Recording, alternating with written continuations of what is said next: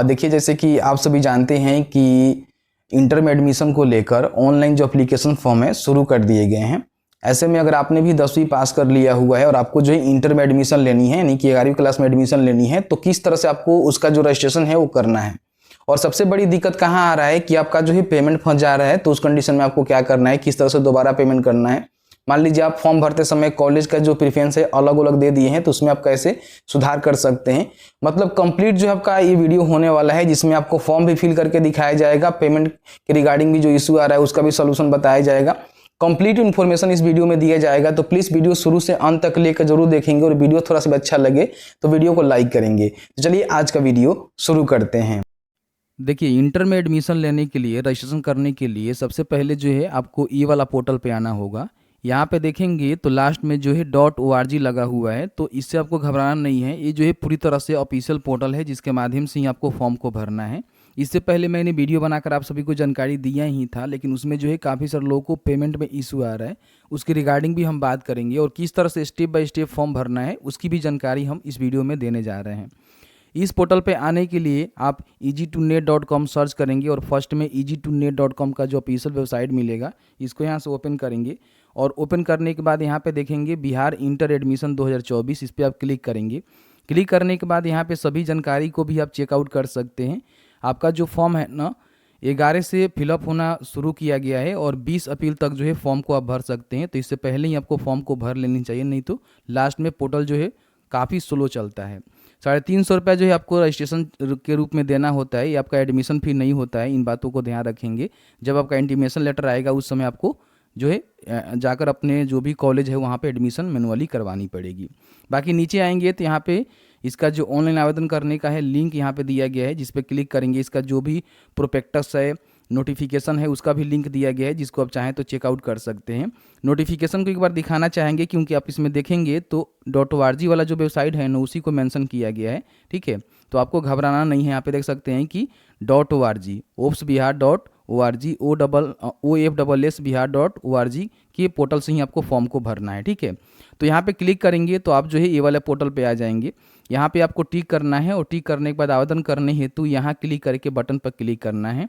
अब यहाँ पे सबसे पहले आपको ये श्योर कर लेना है ना कि आपका जो भी बोर्ड है वो कौन सा बोर्ड है। जैसे कि आप फॉर्म भर रहे हैं तो आप जो है कौन से बोर्ड से मैट्रिक पास हैं। जैसे कि देख सकते हैं कि अगर आप बिहार बोर्ड से पास है तो पहले ही फर्स्ट में ही आपको लिस्ट मिलता है जिसका सिलेक्शन कर सकते हैं। अदर किसी भी बोर्ड से, मान लीजिए किसी भी अदर स्टेट से आप पास आउट हैं या फिर CBSE हो गया, तो जहाँ से भी आप पास आउट है उसके हिसाब से ही अपना सिलेक्शन करेंगे। तो जैसे कि मैट्रिक हम जिनका भी फॉर्म भर रहे हैं वो बिहार स्कूल एग्जामिनेशन बोर्ड से पास किया हुआ है, तो उसकी जानकारी यहाँ पे भरेंगे। फिर यहाँ पे आप जो है कब पास किया हुआ है उसकी जानकारी बता सकते हैं। देखिए यहाँ पे काफ़ी पीछे का जो है सन दिया गया है, तो जो भी आपका सन होगा वो सन को बताएंगे कि आपने जो है कब पास आउट किया हुआ है। यहाँ पे वार्षिक परीक्षा ही फिलहाल आप पास किए होंगे, क्योंकि कंपार्टमेंटल का जो है अभी परीक्षा होने वाला है, तो उसका भी डेट आपको मिलता है। तो अगर आपने कंपार्टमेंटल का एग्ज़ाम देने के लिए फॉर्म को भरा हुआ है तो आप तो अभी फॉर्म नहीं भर पाएंगे, क्योंकि जो लोग फेल हो जाते हैं वही जो है कंपार्टमेंटल का एग्ज़ाम देते हैं और उसके बाद अपना फिर से उनका जो भी मतलब विषय में क्रॉस लगा होता है उसमें एग्ज़ाम देते हैं और पास करते हैं। तो अगर आप एक बार में ही पास कर चुके हैं तो अपना वार्षिक परीक्षा ही सिलेक्शन करेंगे, सभी का वार्षिक ही रहेगा। उसके बाद यहाँ पे जो भी कैंडिडेट है जिसका फॉर्म भर रहे हैं या फिर अपना फॉर्म भर रहे हैं, तो अपना जो भी डेट ऑफ बर्थ है, आपके जो भी मैट्रिक का एडमिट कार्ड है ना उस पर आप देखेंगे तो आपको देखने को मिल जाएगा आपका डेट ऑफ बर्थ, तो उसके हिसाब से ही डेट ऑफ बर्थ का सिलेक्शन करना है। फिर यहाँ पे मैट्रिक का जो एडमिट कार्ड है उस पर देखेंगे रोल कोड, रोल नंबर मिलेगा, उसकी जानकारी डालेंगे और कहीं भी क्लिक करेंगे तो कैंडिडेट का जो पूरी जानकारी है यहाँ पे आपको देखने को मिल जाएगा। जैसे कि उसका एप्लीकेंट का यूनिक आईडी क्या है, एप्लीकेंट का नेम क्या है, फादर और मदर का नेम क्या है, तो यहाँ पे ऑटोमेटिकली जो है फिल हो जाता है। आपको फिल करने की आवश्यकता नहीं होती है, केवल आपको date of birth, roll code, roll number डालनी होती है। आपका जो डेटा है यहाँ पे फैच कर लेता है। अब यहाँ पे आपको जो है एक फ़ोटो अपलोड करना है, जो कि JPG या फिर PNG में भी रहेगा तो अपलोड हो जाएगा। तो चूज फाइल के बटन पर क्लिक करेंगे और जहाँ भी आपका फोटो है उसका सिलेक्शन करेंगे, तो इस तरह से आपका जो फोटो है यहाँ पे अपलोड हो जाएगा। उसके बाद यहाँ पे नीचे आएंगे तो आपने जो भी मैट्रिक में अंक प्राप्त किया हुआ है वो अंक आपको यहाँ पे देखने को मिलेगा, जिसमें आपको मैनुअली इंटर करने का कोई भी विकल्प नहीं मिलेगा। उसके बाद आपने जिस भी स्कूल से पास आउट किया हुआ है उसका नाम क्या है और आपका जो स्कूल है उसका एड्रेस क्या है, ठीक है। तो जो भी स्कूल के लास्ट में यहाँ पे एड्रेस दिया गया है, इसी एड्रेस को आप यहाँ पे डाल देंगे, कोई भी दिक्कत नहीं है। फिर यहाँ पे आप बताएंगे कि आपने जो है उस स्कूल में कब जो है ज्वाइन किया था। तो 9th में आपने एडमिशन लिया होगा, तो 2022 में लिया होगा, तभी जाकर जो है 2024 में आप पास आउट हुए होंगे। तो देख लेंगे आप जिस भी कंडीशन में लिए होंगे वो अपना बताएंगे। बेसिकली जो 2024 में पास किए हुए हैं वो 2022 ही सेलेक्ट करेंगे। उसके बाद यहाँ पे अगर आप आवासीय बालिका छात्रावास जो होता है कस्तूरबा गांधी वाला, वहाँ से अगर आपने 10वीं पास किया हुआ है तो यस करके जानकारी बता सकते हैं, नहीं तो यहाँ पे नो रहने देंगे। और उसके बाद थोड़ा सा नीचे आएंगे। अब यहाँ पे कुछ जानकारी जैसे कि आपका जेंडर हो गया, मातृभाषा हो गया, नेशनलिटी हो गया, ऑटोमेटिकली फिल रहता है। आप इसमें किसी प्रकार की करेक्शन करना चाहते हैं तो करेक्शन कर सकते हैं। उसके बाद अपना जो रिलीजन है बताना है कि आप हिंदू है कि मुस्लिम है। फिर यहाँ पे अगर आपको ब्लड ग्रुप पता है, जो कि ऑप्शनल है, नहीं पता है तो आप इसको छोड़ सकते हैं, लेकिन पता है तो बता दीजिएगा। बेसिकली पैथोलॉजी पे जाकर 50 रुपये लगता है और आपका जो ब्लड ग्रुप है वो पता लग जाता है। तो पता है तो बताएंगे, अन्यथा इसको छोड़ेंगे। उसके बाद जो भी आपका एड्रेस है, जैसे कि मान लीजिए आपका डिस्ट्रिक्ट कहाँ है वो डिस्ट्रिक्ट बता देंगे। फिर यहाँ पे अपना ब्लॉक का सिलेक्शन करेंगे कि ब्लॉक कहाँ है। उसके बाद पूरा अपना जो भी एड्रेस होता है, जैसे कि मान लीजिए आपका विलेज हो गया, पोस्ट हो गया, थाना हो गया, वो पूरी एड्रेस यहाँ पे लिखेंगे। उसके बाद यहाँ पे पिन कोड लिखेंगे और यहाँ पे एक जो है मोबाइल नंबर देना है जो कि एक्टिव होना चाहिए, जिस पे OTP जाएगा, ध्यान रखेंगे आपके पास होनी चाहिए। और एक जो है मेल आईडी भी आपको एक्टिव मेल आईडी देना है। तो दोनों जो है जानकारी आपके पास होनी चाहिए और अलग अलग फॉर्म के लिए अलग अलग मोबाइल नंबर, ईमेल आईडी होनी चाहिए, ठीक है। उसके बाद थोड़ा सा नीचे आएंगे तो यहाँ पे देखेंगे तो आपको जो है आधार नंबर भी मांगा जा रहा है, ठीक है।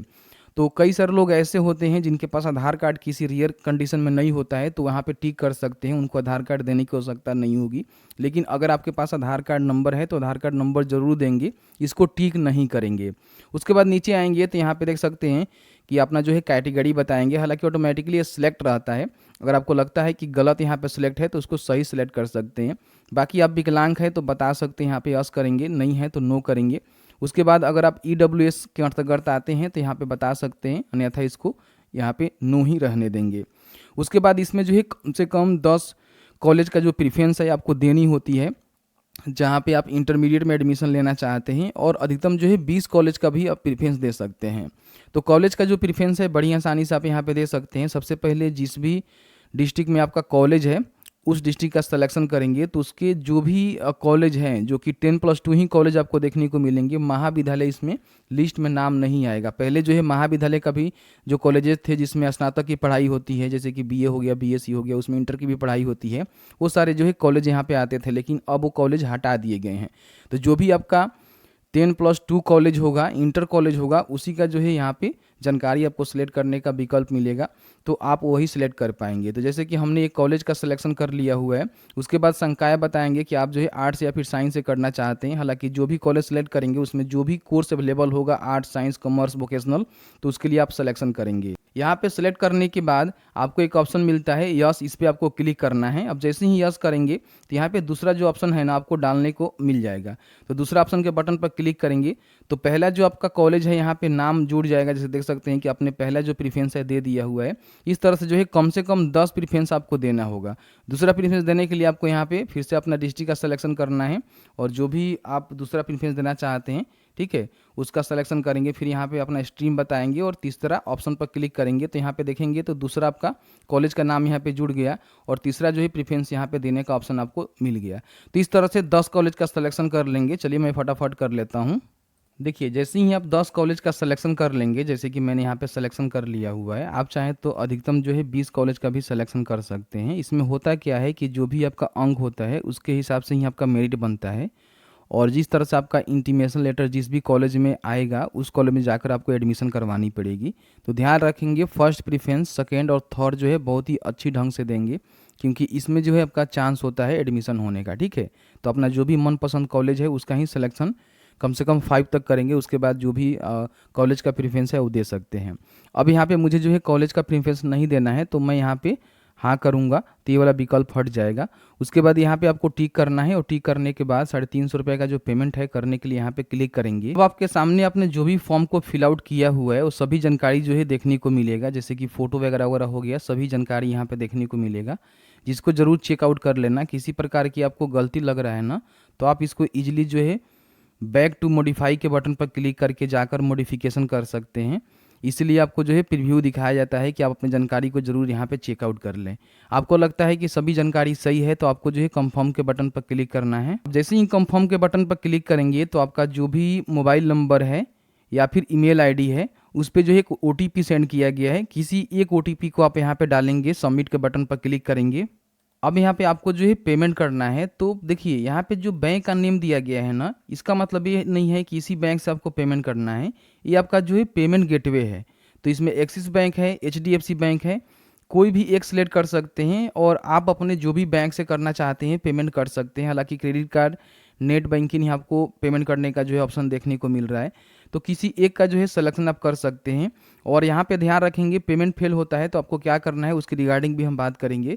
तो जैसे कि मैं एक HDFC सेलेक्ट कर रहा हूँ, आप चाहें तो एक्सिस बैंक भी कर सकते हैं, जो भी आपको अच्छा लगे। प्रोसीड फॉर पेमेंट के बटन पर क्लिक करेंगे। अब यहाँ पे आपका जो पेमेंट गेटवे है यहाँ पे खुल जाएगा। 15 मिनट के अंदर जो है आपको पेमेंट करना है। तो यहाँ पे पेमेंट का जो ऑप्शन है ना, क्रेडिट कार्ड है, डेबिट कार्ड से, नेट बैंकिंग है।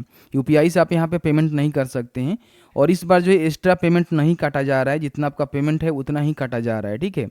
तो यहाँ पे credit card, debit card, net banking जिससे भी आप पेमेंट करना चाहते हैं उसकी जानकारी को डालेंगे, मेक पेमेंट के बटन पर क्लिक करेंगे। अब यहाँ पे देखेंगे जो भी आपका OTP है, जैसे कि हम क्रेडिट कार्ड से पेमेंट कर रहे हैं तो यहाँ पे OTP सेंड किया गया है, तो OTP डालेंगे, सबमिट के बटन पर क्लिक करेंगे। और इस तरह से आपका दिक्कत हो जा रहा है तो आपको कुछ करना नहीं है। यहाँ पे देख सकते हैं कि सेंड एनीवे का जो बटन है ना, इस पर आपको क्लिक करना है, ठीक है। तो आपका जो पेमेंट है यहाँ पे हो जाएगा। तो इस तरह से एरर आ रहा है तो आपको बिल्कुल भी नहीं घबराना है। सेंड एनीवे के बटन पर क्लिक करेंगे तो आपका जो पेमेंट है यहाँ पे अप्रूव हो जाएगा। अब यहाँ पे अपना जो भी प्रिंट आउट है यहाँ पे क्लिक करके प्रिंट आउट ले सकते हैं। अगर आपका पेमेंट किसी कारण फेल हो जाता है और आपका जो पैसा है आपके खाते से कट जाता है तो फेल हो जाता है, उस कंडीशन में आपको जो है दोबारा पेमेंट करने की आवश्यकता होती है। लेकिन पेमेंट जो है इन प्रोसेस चला जाता है या फिर उसको प्रोसेस में डाल दिया जाता है तो आपको वेट करना है। जब तक उसको वो कंप्लीट नहीं होता है या फिर आपके अकाउंट में रिफंड नहीं होता है तब तक दोबारा आपको पेमेंट नहीं करना होता है। तो इस तरह से आपको पेमेंट करना है। और किसी प्रकार की कोई भी दिक्कत हो रहा है तो यहाँ पे बाद में आप लॉगिन भी करके चेक कर सकते हैं। वो भी बताते हैं कि कैसे आप लॉगिन कर सकते हैं। मान लीजिए आपका पेमेंट कट गया या फिर नहीं हुआ, उस कंडीशन में आप उसको कैसे चेक कर सकते हैं और दोबारा किस तरह से पेमेंट आप कर सकते हैं। कभी भी आपका पेमेंट फंस जाता है या फिर नहीं होता है और उसको चेक करना चाहते हैं तो आपका पेमेंट जो है कहाँ तक गया हुआ है या फिर क्या उसका कंडीशन है, तो उसके लिए फिर से इनके जो होम पेज है वहाँ पे आपको आना है। यहाँ पे स्टूडेंट लॉगिन का जो है बटन मिलता है जिस पे आपको क्लिक करना है और यहाँ पे फिर से आपको क्लिक करना है। अब यहाँ पे आपका जो नंबर है ना उस पे देखेंगे तो एक मैसेज गया होगा जिसमें आपका मोबाइल नंबर तो आपको पता ही होगा, उसमें एक पासवर्ड भी गया होगा जो कि 6 अंकों का होगा, ठीक है। उस पासवर्ड को डालेंगे, कैप्चा को फिल करेंगे, लॉगिन के बटन पर क्लिक करेंगे। अगर आपको पासवर्ड नहीं मिला है तो आप यहाँ से फॉरगेट भी कर सकते हैं। तो यहाँ पे मोबाइल नंबर जो भी आपको पासवर्ड मिला हो उसको डालेंगे और लॉगिन के बटन पर क्लिक करेंगे। देखिए जैसे ही लॉगिन करेंगे तो आपके सामने जो है आपका जो डैशबोर्ड है यहाँ पे खुल जाएगा, जहाँ पे आपने जो भी जानकारी फिल आउट कर लिया हुआ है ना वो जानकारी यहाँ पे देखने को मिलेगा और जो भी अपने कॉलेज का प्रेफरेंस दिया हुआ है वो भी आपको देखने को मिलेगा। इसके साथ ही साथ नीचे देखेंगे तो आपका जो पेमेंट का हिस्ट्री है यहाँ पे देखने को मिलेगा। अगर यहाँ पे आपका जो पेमेंट है रिसीव्ड हो गया, इसका मतलब ये है कि आपका पेमेंट हो गया है, लेकिन यहाँ पे फेल दिखा रहा है तो इसका मतलब ये है कि आपका पेमेंट नहीं हुआ है, दोबारा आपको पेमेंट करना होगा। अगर यहाँ पे इंटीरियर दिखा रहा है या फिर प्रोसेस दिखा रहा है तो इसका मतलब ये है कि आपका पेमेंट अभी बीच में अटका हुआ है, थोड़े दिन का आपको वेट करना पड़ेगा। अगर यहाँ पे फेल होता है तो अब जाकर आपको पेमेंट करना है और नहीं तो रिसीव्ड हो जाता है तो अच्छी बात है।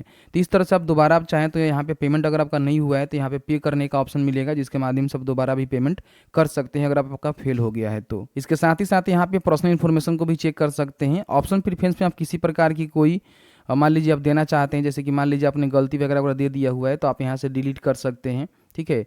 और इसको ऊपर नीचे भी कर सकते हैं और यहाँ से अपडेट कर सकते हैं। तो आप चाहें तो कॉलेज का जो प्रेफरेंस है यहाँ पे इसमें बदलाव कर सकते हैं। और अगर आपने अपना प्रिंट नहीं लिया था तो यहाँ पे क्लिक करके जो भी आपका प्रिंट आउट है उसको भी आप यहाँ पे निकाल सकते हैं। तो जैसे कि आपने देखा कि मैंने जो है सभी जानकारी आपको बहुत ही आसान भाषा में समझाने की कोशिश किया कि इस तरह से आप जो है फॉर्म को भर सकते हैं। फॉर्म को भरने के बाद आपका जो है इंटीमेशन लेटर जारी होता है, 3 बार जो है आपका मेरिट बनता है। जिस भी मेरिट लिस्ट में आपका नाम आएगा उसमें जो भी कॉलेज का आपका अलॉटमेंट किया जाएगा उस कॉलेज में जाकर आपको फिजिकली फॉर्म भर के जो एडमिशन करवानी होगी। तो मैंने जो है कंप्लीट इन्फॉर्मेशन प्रोवाइड करवा दिया हुआ है। फिर भी आपके मन में किसी प्रकार का कोई सवाल होगा इस वीडियो से रिलेटेड तो आप हमें कमेंट सेक्शन में कमेंट करके पूछ सकते हैं। जहां तक मेरी नॉलेज होगी आपको बताने की कोशिश की जाएगी। वीडियो देखने के लिए बहुत बहुत धन्यवाद।